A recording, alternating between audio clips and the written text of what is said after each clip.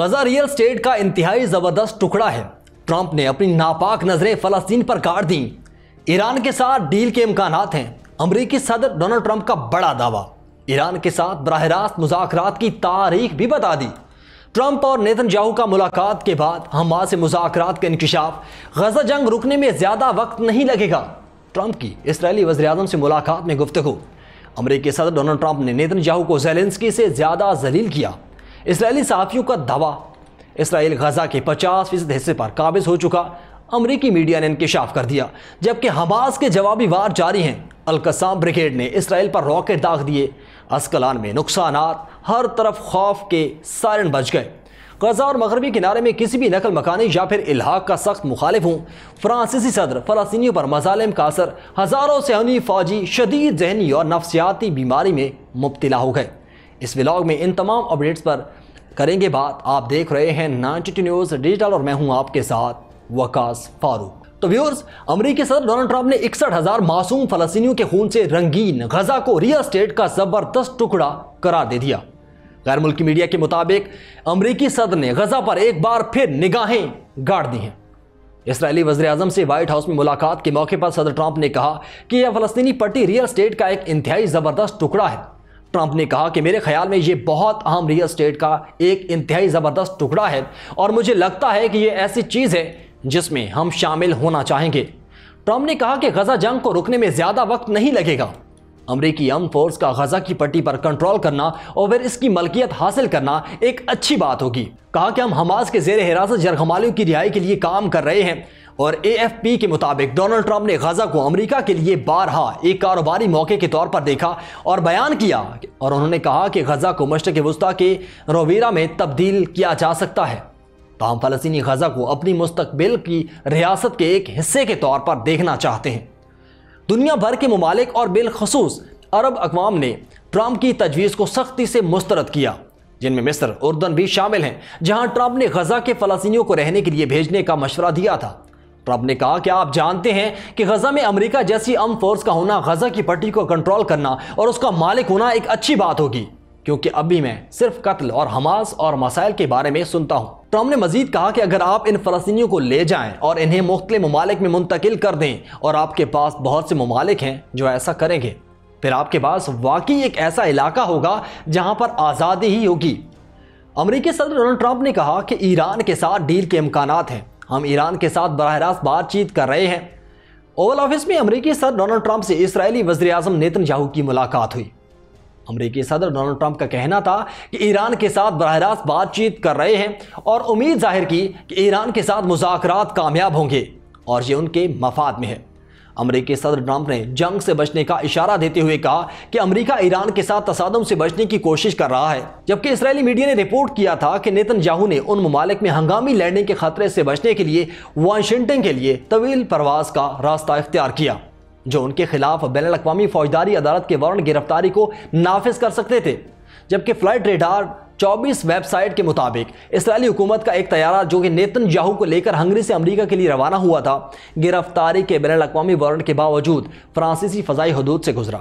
اور گزشتہ سال بین الاقوامی فوجداری عدالت نے غزہ میں جنگ کے لیے جنگی جرائم اور انسانیت کے خلاف جرائم پر نیتن یاہو اور اسرائیل کے سابق وزیر دفاع یوگلینڈ کے وارنٹ گرفتاری جاری کیے تھے۔ ویوز، امریکی صدر ڈونلڈ ٹرمپ نے دعویٰ کیا کہ ایران کے ساتھ براہ راست مذاکرات ہونے والے ہیں اور امریکہ اس کے لیے پوری طرح تیار ہے۔ عالمی میڈیا رپورٹس کے مطابق امریکی صدر ڈونلڈ ٹرمپ نے یہ دعویٰ اسرائیلی وزیر اعظم نیتن یاہو کے ساتھ ایک میڈیا کانفرنس میں کیا، اور انہوں نے کہا کہ ایران اور امریکہ کے درمیان جوہری معاملے پر براہ راست مذاکرات اپریل کو عمان میں ہوں گے۔ انہوں نے کہا کہ ایران اور امریکہ کے درمیان جوہری معاملے پر براہ راست مذاکرات 12 اپریل کو عمان میں ہوں گے۔ امریکی صدر نے پیر کو وائٹ ہاؤس میں صحافیوں کو بتایا کہ واشنگٹن اور تہران کے درمیان انتہائی اعلیٰ سطح پر بالواسطہ مذاکرات ہفتے کو ہوں گے۔ بات چیت شروع ہو چکی ہے اور یہ ہماری ایک بہت بڑی میٹنگ ہے اور ہم دیکھیں گے کہ کیا ہو سکتا ہے۔ جبکہ رائٹرز کے مطابق ایرانی وزیر خارجہ نے اگرچہ مذاکرات کی تصدیق تو کر دی، تاہم عباس عراقچی نے واضح کیا ہے کہ عمان میں ہونے والی بات چیت براہ راست نہیں بلکہ بالواسطہ ہوگی۔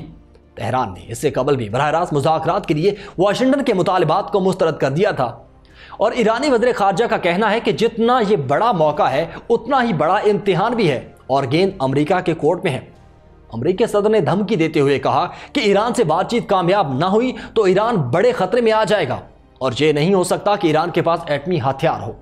ایک سینئر ایرانی اہلکار نے رائٹرز کو اتوار کو بتایا کہ اگرچہ ایران نے امریکی صدر ڈونلڈ ٹرمپ کے براہ راست مذاکرات کے مطالبے کو یکسر مسترد کر دیا، لیکن وہ عمان کے ذریعے بالواسطہ مذاکرات جاری رکھنا چاہتے ہیں۔ واضح ہے کہ عمان حریف ریاستوں کے درمیان پیغامات کا ایک پرانا چینل ہے۔ ایرانی اہلکار نے کہا کہ ایران نے عراق، کویت، متحدہ عرب امارات، قطر، ترکی اور بحرین کو نوٹس جاری کیا ہے کہ ایران پر امریکی حملے کے لیے کسی بھی قسم کی حمایت بشمول حملے کے دوران امریکی فوج کی جانب سے ان کی فضائی حدود یا سرزمین کا استعمال دشمنی تصور کیا جائے گا۔ جبکہ ڈونلڈ ٹرمپ اور نیتن یاہو نے وائٹ ہاؤس ملاقات کے بعد حماس سے مذاکرات کا بھی انکشاف کیا۔ تفصیلات کے مطابق اسرائیل کے وزیراعظم بنجمن نیتن یاہو نے پیر کے روز امریکی صدر ڈونلڈ ٹرمپ سے ملاقات کی اور انہوں نے ایران، ٹیرف اور حماس کے ہاتھوں اسرائیلی جرگمالیوں پر تبادلہ خیال کیا۔ جبکہ امریکی صدر کی جانب سے 2 اپریل کو عالمی تجارتی شراکت داروں پر ٹیرف کے اعلان کے بعد نیتن یاہو وائٹ ہاؤس کا دورہ کرنے والے پہلے عالمی رہنما ہیں۔ دونوں رہنماؤں نے پیر کو بتایا کہ غزہ میں حماس کی قید سے مزید جرگمالیوں کی رہائی کے لیے نئے مذاکرات جاری ہیں۔ نیتن یاہو نے اوول آفس میں صحافیوں کو بتایا، ہم اب ایک اور ڈیل پر کام کر رہے ہیں جو ہمیں امید ہے کہ کامیاب ہو جائے گی۔ ہم تمام جرگمالیوں کو نکالنے کے لیے پرعزم ہیں۔ ٹرمپ نے اپنی طرف سے کہا کہ ہم جرگمالیوں کو نکالنے کی بہت کوشش کر رہے ہیں اور اب ہم ایک اور جنگ بندی کی امید کر رہے ہیں، ہم دیکھیں گے کہ کیا ہوتا ہے۔ کہ نیتن یاہو کا دورہ امریکہ حماس کے ساتھ 6 ہفتے کی جنگ بندی کے خاتمے کے بعد کیا گیا اور 18 مارچ کو اسرائیل کی جانب سے غزہ پر دوبارہ فضائی حملے شروع ہوئے، جس سے اسرائیل اور حماس کے درمیان نازک جنگ بندی ختم ہوئی۔ اسرائیلی صحافی نے وائٹ ہاؤس میں نیتن یاہو کے ساتھ ملاقات کے دوران صدر ٹرمپ کے رویے کو زیلنسکی سے زیادہ توہین آمیز قرار دیا۔ خبر ایجنسی کی رپورٹ کے مطابق نیتن یاہو نے امریکی صدر ڈونلڈ ٹرمپ کے ساتھ ملاقات کی اور بہت سے تجزیہ کاروں کا ماننا ہے کہ وائٹ ہاؤس میں نیتن یاہو کے ساتھ ٹرمپ کا رویہ زیلنسکی کے ساتھ ٹرمپ کے سلوک سے بھی کہیں زیادہ توہین آمیز تھا۔ اسرائیلی جرنلسٹ انشل فیفر نے ٹرمپ اور نیتن یاہو کی وائٹ ہاؤس میں ہونے والی اس ملاقات پر تبصرہ کرتے ہوئے کہا کہ اگرچہ ٹرمپ نے نیتن یاہو کے ساتھ ویسا برتاؤ نہیں کیا جیسا اس نے زیلنسکی کے ساتھ کیا تھا، لیکن کئی حوالوں سے یہ ملاقات زیادہ تحقیر آمیز تھی۔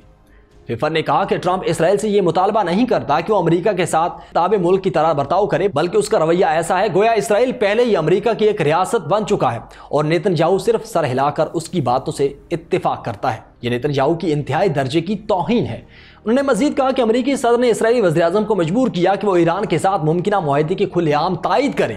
ساتھ ہی اسرائیل نہ تو تجارتی ٹیرف میں کوئی رعایت حاصل کر سکا اور نہ ہی غزہ میں جرگمالیوں کے بحران کا کوئی حل نکال پایا۔ اسرائیلی صحافی نے ایک اور اسرائیلی عہدیدار کے حوالے سے کہا کہ نیتن یاہو وہ وزیر اعظم ہے جس نے اسرائیل کی خارجہ پالیسی مکمل طور پر امریکہ کے سپرد کر دی اور اب اسرائیل کی خارجہ پالیسی وہی ہے جو ٹرمپ طے کرتا ہے۔ تو دوسری جانب الجزیرہ کے صحافی علی ہاشم نے سوشل میڈیا پلیٹ فارم ایکس پر لکھا کہ ٹرمپ کے ایران کے ساتھ مذاکرات کے آغاز سے متعلق ہفتے کے روز دیے گئے بیان کا واضح پیغام نیتن یاہو کے لیے تھا کہ وہ اپنی مرضی سے کوئی قدم نہیں اٹھا سکتے، جبکہ غاصب صہیونی ریاست اسرائیل نے غزہ کے 50% حصے پر قبضہ کر لیا اور اس کی اصل وارثوں فلسطینیوں کو محدود کر دیا۔ امریکی خبر رساں ادارے نے رپورٹ کیا کہ اسرائیل جنگ زدہ غزہ پر اپنا تسلط بڑھاتے ہوئے 50% سے زیادہ رقبے پر قابض ہو چکا اور اس کے اصل وارث فلسطینی تو محدود ہو کر رہ گئے۔ رپورٹ میں ان علاقوں کی نشاندہی کی گئی جہاں پر اسرائیل اس وقت قابض ہے اور فلسطینیوں کو کن مقامات کی طرف جانے پر مجبور کیا گیا۔ ویورز، غزہ پر قبضے کے مخالف سابق اسرائیلی فوجیوں کے گروپ بریکنگ دا سائلنس نے پیر کو ایک رپورٹ شائع کی جس میں ان اسرائیلی فوجیوں کے بیانات شامل کیے گئے جو بفر زون میں موجود تھے، اور رپورٹ کے مطابق جنگ کے شروع کے ایام میں فوجیوں نے مقامی لوگوں کو سرحدی علاقوں کی طرف دھکیلا اور 1 کلومیٹر سے زائد علاقے کو بفر زون میں شامل کرنے کے لیے تباہ کر دیا گیا۔ فوجیوں نے غزہ کے پار اس زمین پر قبضہ کیا جو نیٹرزم کوریڈور کے طور پر جانا جاتا ہے۔ اس سے شمال کا پورا علاقہ ساحلی پٹی سے کٹ کر رہ گیا جس میں غزہ شہر میں بھی شامل ہے۔ اس سے شمال کا پورا علاقہ ساحلی پٹی سے کٹ کر رہ گیا جس میں غزہ شہر بھی شامل ہے، جہاں 20 لاکھ سے زائد لوگ رہتے ہیں۔ جبکہ فوج کی جانب سے جاری کیے جانے والے نقشے کے مطابق جب اسرائیل نے پچھلے مہینے دوبارہ حملہ کرنا شروع کیا تو اس نے بفر زون کے سائز کو دگنا کر دیا اور کچھ مقامات پر اس کو غزہ کے اندر 3 کلومیٹر تک پھیلا دیا۔ بین گوریون یونیورسٹی کے انوائرمنٹل سٹڈیز کے پروفیسر یعقوب گورب کا کہنا ہے کہ بفر زون اور نیٹ زارم غزہ کی پٹی کا کم از کم 50% حصہ بنتے ہیں، اور 7 اکتوبر 2023 سے جاری اسرائیلی جارحیت میں اب تک 50,000 سے زائد فلسطینی شہید ہو چکے، ان میں اکثریت بچوں اور خواتین کی شامل ہے۔ جبکہ ہزاروں افراد لاپتہ اور زخمی بھی ہیں۔ گزشتہ ماہ رمضان میں جنگ بندی کے خلاف ورزی کے بعد سے اسرائیل نے اب تک 1000 سے زائد فلسطینیوں کو فضائی اور زمینی حملوں میں شہید کر دیا۔ اقوام متحدہ کی ریلیف ایجنسی انروا نے گزشتہ روز ایک رپورٹ جاری کی تھی جس میں انکشاف کیا گیا تھا کہ غزہ سے 19 لاکھ فلسطینیوں کو جبری طور پر بے دخل کیا جا چکا ہے۔ ادھر فرانس کے صدر ایمانوئل میکرون نے کہا ہے کہ وہ غزہ اور اسرائیل کے زیر قبضہ مغربی کنارے میں کسی بھی نقل مکانی یا پھر الحاق کے سخت مخالف ہیں۔ فرانسیسی خبر رساں ادارے کے مطابق ایمانوئل میکرون نے پیر کو قاہرہ میں اپنے مصری ہم منصب عبد الفتاح السیسی سے ملاقات میں کہا کہ یہ بین الاقوامی قوانین کی خلاف ورزی ہے اور اسرائیل سمیت پورے خطے کی سلامتی کے لیے سنگین خطرہ ہوگا۔ فرانسیسی صدر نے اتوار کو قاہرہ پہنچنے کے بعد مصر کے صدر عبد الفتاح السیسی کے ساتھ غزہ جنگ اور اس کے اثرات کے حوالے سے بات چیت کا آغاز کیا۔ فرانسیسی صدر السیسی اور اردوان کے شاہ عبداللہ دوم کی سربراہی اجلاس منعقد ہوئی، جبکہ منگل کو وہ غزہ کے قریب مصری بندرگاہ العریش جائیں گے تاکہ علاقے کی ابتر صورتحال کو اجاگر کیا جا سکے۔ جبکہ فرانسیسی صدر نے 2 روزہ دورے پر مصر پہنچنے کے بعد عبد الفتاح السیسی کے ساتھ قاہرہ سوق میں رات کا کھانا کھایا۔ دونوں صدور نے پیر کی صبح شاہ عبداللہ کے ساتھ سربراہی اجلاس سے قبل مزید باضابطہ ملاقات کی۔ فرانسیسی ایوان صدر نے جنگ کے خاتمے میں مصر اور اردن کی اہمیت پر زور دینے والی ملاقاتوں کے بارے میں کہا کہ غزہ کی صورتحال پر وسیع پیمانے پر تبادلہ خیال کیا جائے گا، جبکہ مصر، قطر اور امریکہ کے ساتھ مل کر اسرائیل اور حماس کے درمیان ثالثی کا کردار ادا کرتا رہے۔ اس دوران امریکہ نے اردن اور مصر سے مطالبہ کیا کہ وہ غزہ سے فلسطینی پناہ گزینوں کو قبول کریں۔ اسرائیلی وزیراعظم نیتن یاہو نے امریکی صدر ڈونلڈ ٹرمپ سے اہم ملاقات کی، جس میں امریکہ کی جانب سے لگائے گئے سخت ٹیرف، غزہ اور شام سے متعلق امور پر بات چیت ہوئی۔ غیر ملکی خبر رساں ایجنسی کے مطابق اسرائیلی وزیراعظم بنیامین نیتن یاہو نے پیر کو وائٹ ہاؤس میں امریکی صدر ڈونلڈ ٹرمپ سے ملاقات کی، اور اس ملاقات میں امریکہ کی جانب سے لگائے گئے سخت تجارتی محصولات کے خلاف ٹرمپ سے براہ راست بات کرنے والے پہلے غیر ملکی رہنما بن گئے۔ امریکی صدر ڈونلڈ ٹرمپ نے اسرائیلی وزیراعظم نیتن یاہو کا ویسٹ ونگ کے باہر استقبال کیا۔ امریکی صدر ٹرمپ نے کہا کہ غزہ جنگ کو روکنے میں زیادہ وقت نہیں لگے گا، غزہ پر کنٹرول کرنا اور اسے ملکیت میں لانا اچھی بات ہے، جبکہ حماس کی زیر حراست جرگمالوں کی رہائی کے لیے کام کیا جا رہا ہے۔ ٹرمپ نے کہا کہ اسرائیلی وزیراعظم کے ساتھ ایران اور تجارت پر بات چیت ہوئی، ایران کے ساتھ براہ راست بات چیت کرنے جا رہے ہیں، ایران کے ساتھ معاہدہ کرنا ترجیح ہے، جبکہ ایران کے ساتھ اعلیٰ سطح بات چیت ہفتے کو ہوگی، اور ایران کے ساتھ براہ راست بات چیت میں معاہدہ بھی ہو سکتا ہے۔ امریکی صدر نے ایک بار پھر دھمکی دی کہ ایران سے بات چیت کامیاب نہ ہوئی تو ایران بڑے خطرے میں آ جائے گا، اور یہ نہیں ہو سکتا کہ ایران کے پاس ایٹمی ہتھیار ہو، جبکہ اسرائیل سے کہا ہے کہ اسے ترکی سے مسئلہ ہے تو میں اس سے حل کروں گا۔ اسرائیلی وزیراعظم کا کہنا تھا کہ غزہ سے متعلق ایک اور ڈیل کے لیے کام کیا جا رہا ہے اور غزہ کے لوگوں کو کہیں بھی جانے کا انتخاب کرنا چاہیے۔ کہا کہ ہم نہیں چاہتے کہ شام کو ترکیہ اپنے مقاصد کے لیے استعمال کرے۔ جبکہ وائٹ ہاؤس کے مطابق امریکی صدر ٹرمپ اور نیتن یاہو کی طے شدہ مشترکہ پریس کانفرنس منسوخ کر دی گئی۔ غزہ سے مقبوضہ فلسطینی علاقوں پر راکٹ حملے کے بعد مقبوضہ اسکلان میں نقصانات کی اطلاعات ہیں۔ اسرائیلی میڈیا کے مطابق غزہ سے اسرائیلی علاقوں کی جانب 10 راکٹ داغے گئے، جو کہ گزشتہ 10 ماہ کے دوران غزہ سے ہونے والا سب سے بڑا راکٹ حملہ ہے۔ فلسطینی مزاحمتی تنظیم حماس کے عسکری ونگ القسام بریگیڈز نے اس رات حملے کی ذمہ داری قبول کی۔ اسرائیلی فوج کے مطابق غزہ سے داغے جانے والے اکثر راکٹس کو فضا میں ہی تباہ کر دیا گیا۔ اسرائیلی میڈیا کی جانب سے جاری کی جانے والی تصاویر اور ویڈیوز میں مقبوضہ شہر اسکلان میں راکٹ گرنے کے مناظر دکھائے گئے، جن میں تباہ شدہ گاڑیاں نظر آ رہی ہیں۔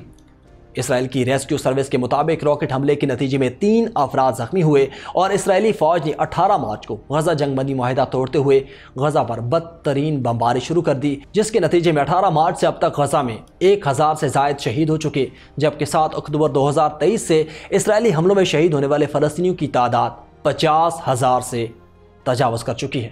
فلسطینی عوام پر ظلم و ستم کرنے والے اسرائیلی فوج اہلکار بھی ذہنی اور نفسیاتی بحران کا شکار ہیں۔ خبر رساں ایجنسی کے مطابق فلسطینی علاقوں میں تعینات اسرائیلی فوجی اہلکاروں میں ذہنی اور نفسیاتی بحران میں خطرناک حد تک اضافہ ہو رہا ہے۔ صہیونی وزارت جنگ کے نفسیاتی شعبے نے اعلان کیا کہ جنگ کے آغاز سے اب تک 16,500 صہیونی فوجی میں نفسیاتی اور ذہنی بیماریوں کا انکشاف ہوا، اور ان میں سے 7,300 فوجی شدید نفسیاتی اور ذہنی دباؤ میں مبتلا ہیں اور مختلف علاج کے عمل سے گزر رہے ہیں۔ اسرائیل کی قومی سلامتی کونسل کے مطابق سربراہ یعقوب نیگل نے خبردار کیا کہ صہیونی فوج میں افرادی قوت کا بحران شدت اختیار کرتا جا رہا ہے، اور خصوصاً طوفان الاقصی کے بعد یہ مسئلہ سنگین ہو چکا۔ تو ویوز، آپ درندہ سفت اسرائیل کے نہتے اور معصوم مسلمان بہن بھائیوں پر المناک مظالم کی سنگین صورتحال کے بارے میں کیا رائے رکھتے ہیں؟ کمنٹ سیکشن میں ضرور بتائیں۔ فی الوقت مجھے دیں اجازت، اللہ حافظ۔